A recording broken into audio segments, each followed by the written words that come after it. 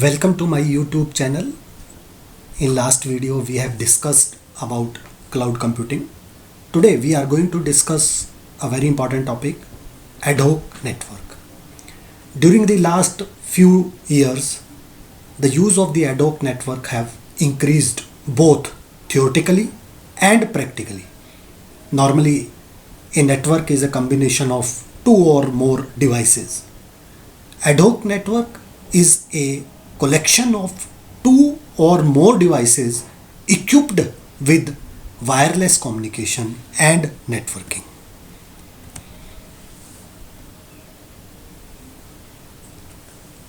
There are normally two types of the networks topologies.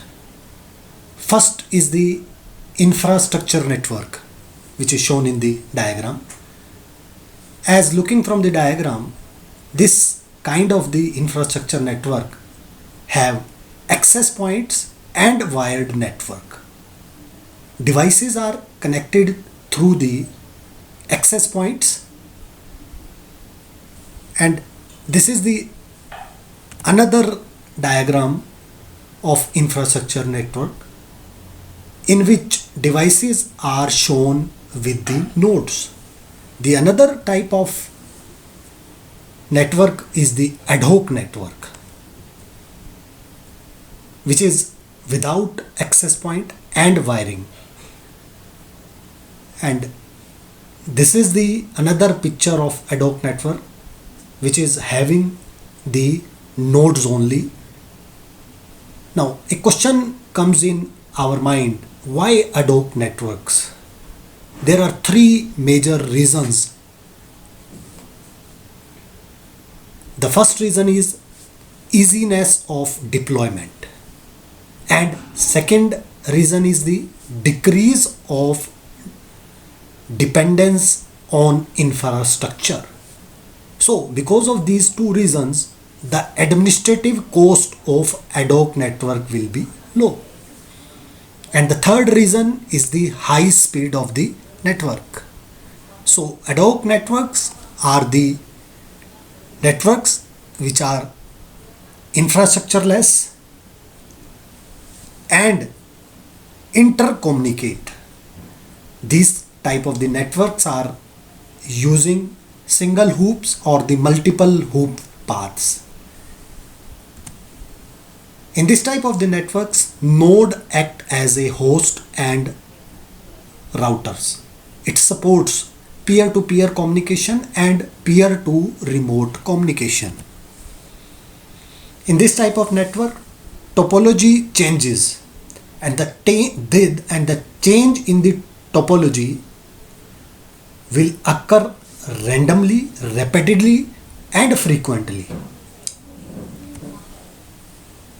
Routing paths are also changing in this type of the ad hoc networks. These routing paths are created and deleted due to the nodal mobility. It supports anytime, anywhere, anyway computing.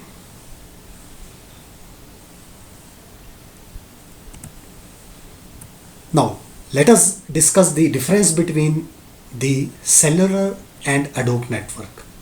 The difference is tabulated here. In the case of the cellular network, it is also called as infrastructure network, and ad hoc networks are also known as infrastructureless network. Cellular networks are fixed and have the base station. In this case of the ad hoc network, there is no base station and the rapid deployment is preferred. The cellular networks are static, and in the case of the ad hoc network, the topology is the dynamic. Cellular networks give the stable connectivity. Ad hoc network no doubt give the irregular connectivity, but they are hostile to environment. Cellular networks cost high, and the cost effectiveness of ad hoc network is less. Cellular networks requires large setup time. Ad hoc network requires less setup time. Cellular networks are to be planned before the installation. Ad hoc networks are automatically formed and they changes adaptively. Now there are two type of the topologies specifically in the case of the wireless communication, or the topology which is shown here in the diagram is known as heterogeneous topology. Like shown in the diagram, here is one laptop as a device and another device is the mobile set. This topology is called heterogeneous topology. This is the another example of homogeneous topology. If all the nodes are identical and have same capability and responsibilities, obviously, is called homogeneous topology. In this diagram, we are looking all the devices are mobile set. Now let us take an example of an ad hoc network. As clear from the figure, it depicts a peer-to-peer multi-hoop and ad hoc network. Mobile node A communicate directly with the B if channel is available. If channel is not available, then multi-hoop communication is necessary. Example, ADB.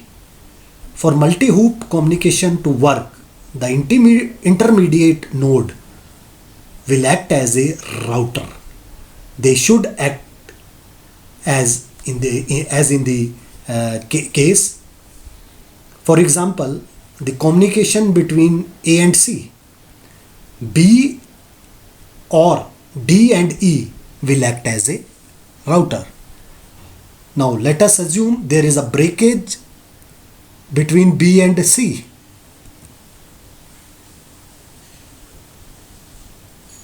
Due to this, the nodes B and C are not connected.